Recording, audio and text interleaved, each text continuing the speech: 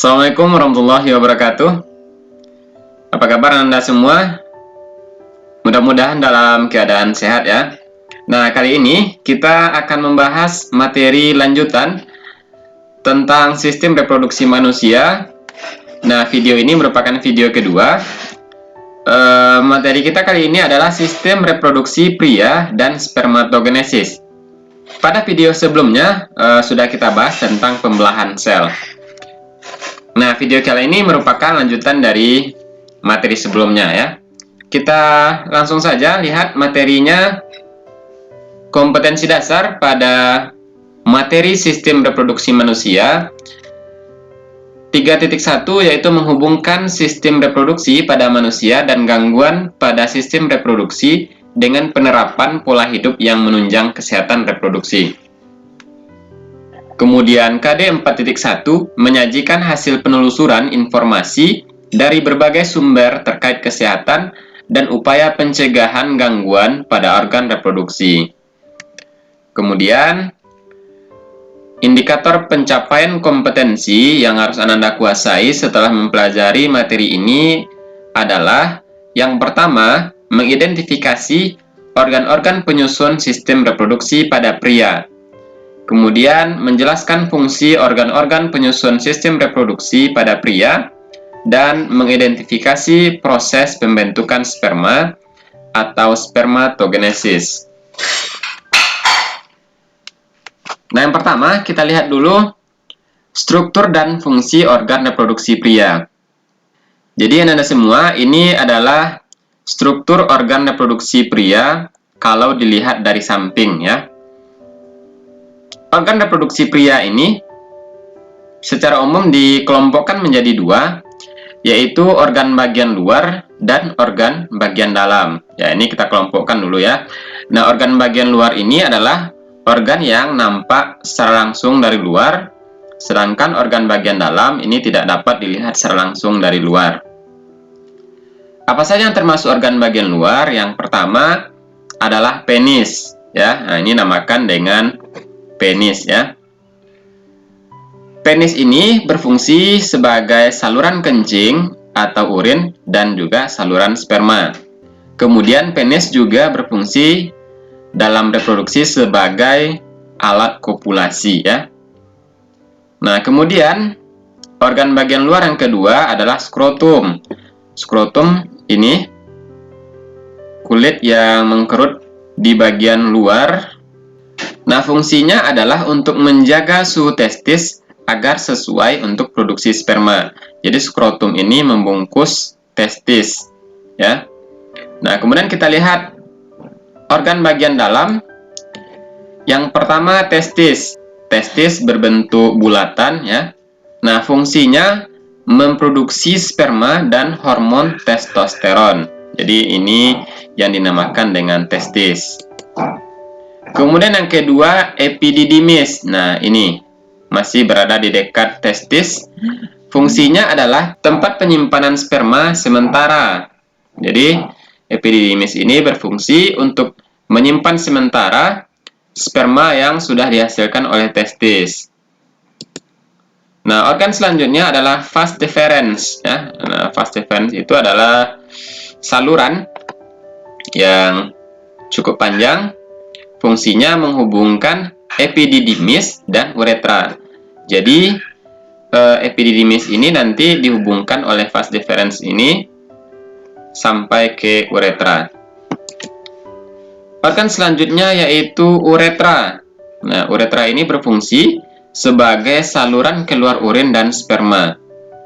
Ya, jadi tadi dari epididymis ya, sperma itu kemudian masuk ke vas deferens, kemudian akan dikeluarkan melalui uretra. Berikutnya adalah vesicula seminalis. Nah, ini dia berada di bagian dalam. Nah, panjangnya kurang lebih 5 cm ya. Fungsinya adalah menghasilkan cairan yang bersifat basa atau alkali, juga fruktosa, hormon prostaglandin, dan protein pembekuan. Jadi di dalam vesicula seminalis lah zat-zat ini dihasilkan. Kemudian berikutnya adalah kelenjar prostat ini ya. Nah, kalau dilihat kelenjar ini seperti kue donat.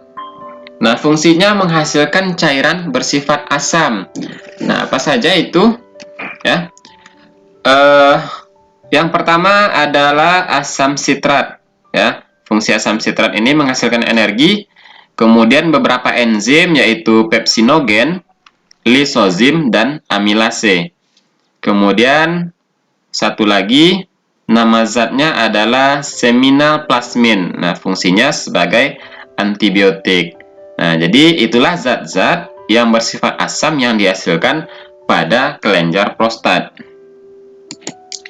Berikutnya, yang kecil ini dinamakan dengan kelenjar Cowper atau bulboretra. Nah, fungsinya menghasilkan lendir dan cairan yang bersifat basa. Nah, fungsi dari cairan ini nantinya untuk melindungi sperma dari sifat asam urin yang tersisa di uretra.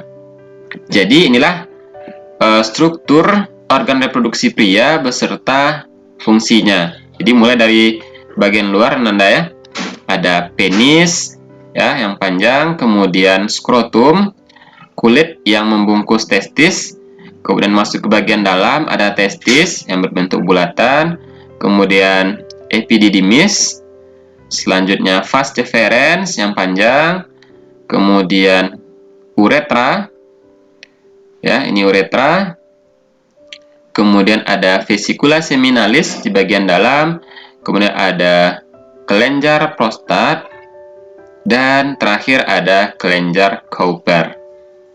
Jangan lupa untuk menghafalkan bagian-bagian ini beserta fungsinya. Nah, selanjutnya kita lihat spermatogenesis ya. Apa itu spermatogenesis? Spermatogenesis adalah proses pembentukan dan pematangan sperma. Jadi, di dalam organ reproduksi pria, nah inilah terjadi proses yang dinamakan dengan spermatogenesis sebagai bagian dari kegiatan reproduksi. Nah, spermatogenesis ini terjadi di dalam testis ya. Nah, di dalam testis itu Anda semua terdapat banyak kelenjar atau saluran yang disebut dengan tubulus seminiferus. Tubulus ini saluran ya. Nah, jadi testis itu tersusun dari banyak tubulus seminiferus. Kemudian, kalau tubulus seminiferus ini kita iris secara melintang, maka akan diperoleh gambar seperti ini. Ya, ini gambar irisan melintang tubulus seminiferus. Kemudian kita ambil salah satu bagiannya, kemudian kita perbesar.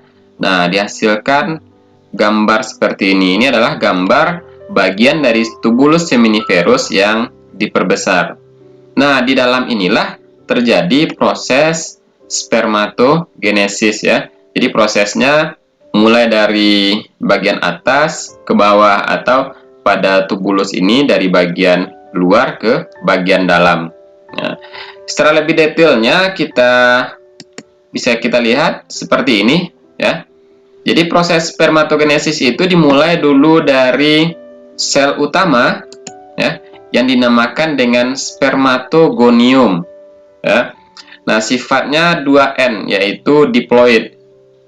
Kemudian spermatogonium ini mengalami pembelahan mitosis sehingga dihasilkan spermatosit primer. Jadi ingat anak-anak semua, pada pembelahan mitosis, anakan yang dihasilkan atau hasil pembelahannya masih mempunyai sifat yang sama dengan induknya. Jadi spermatosit primer masih bersifat diploid ya. Nah, kemudian spermatosit primer ini mengalami pembelahan meiosis 1. Nah, ingat kembali pembelahan meiosis itu ada dua fasenya atau ada dua tahapannya ya. Dan dihasilkan dari meiosis 1 itu spermatosit sekunder ya, dihasilkan dua sel spermatosit sekunder. Nah, sekarang sifatnya haploid atau N ya. Jadi pada pembelahan meiosis kromosom sel anak itu setengah dari kromosom sel induk ya, sehingga dinamakan juga dengan haploid. Kemudian proses selanjutnya, spermatosit sekunder ini akan mengalami pembelahan meiosis 2 sehingga dihasilkan spermatid ya. Jadi masing-masing membelah menjadi 2 dengan sel yang bersifat haploid juga. Sehingga dari proses tersebut dihasilkanlah 4 spermatid ya. Nah, selanjutnya spermatid ini akan berdiferensiasi atau berubah bentuk menjadi sel sperma atau disebut juga dengan spermatozoa. Ya, nah inilah proses lengkap dari peristiwa spermatogenesis ya. Jadi ingat kembali Anda, spermatogenesis itu dimulai dari spermatogonium, kemudian menjadi spermatosit primer, kemudian membelah menjadi spermatosit sekunder, kemudian membelah menjadi spermatid, dan berdiferensiasi menjadi spermatozoa.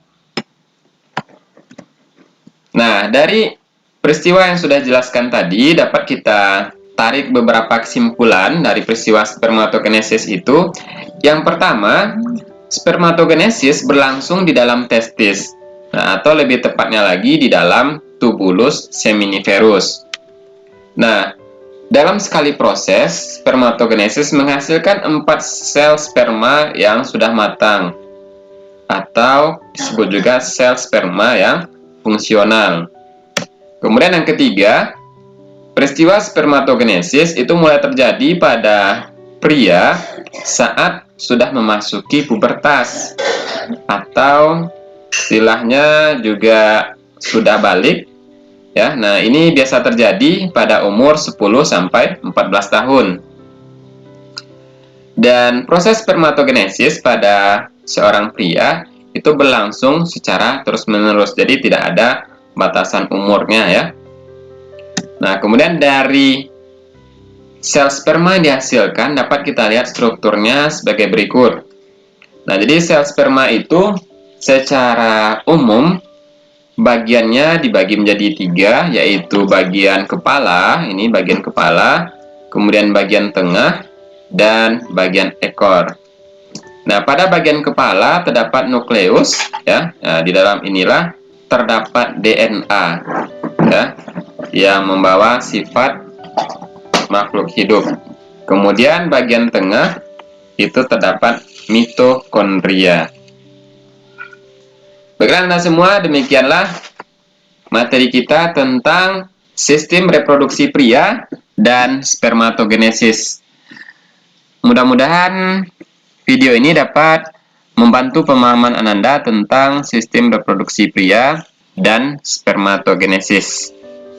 Pada video selanjutnya kita akan membahas materi tentang sistem reproduksi pada wanita dan oogenesis. Terima kasih atas perhatiannya, semoga bermanfaat. Jangan lupa untuk like, subscribe, dan share video ini kepada teman-teman yang lain. Terima kasih. Assalamualaikum warahmatullahi wabarakatuh.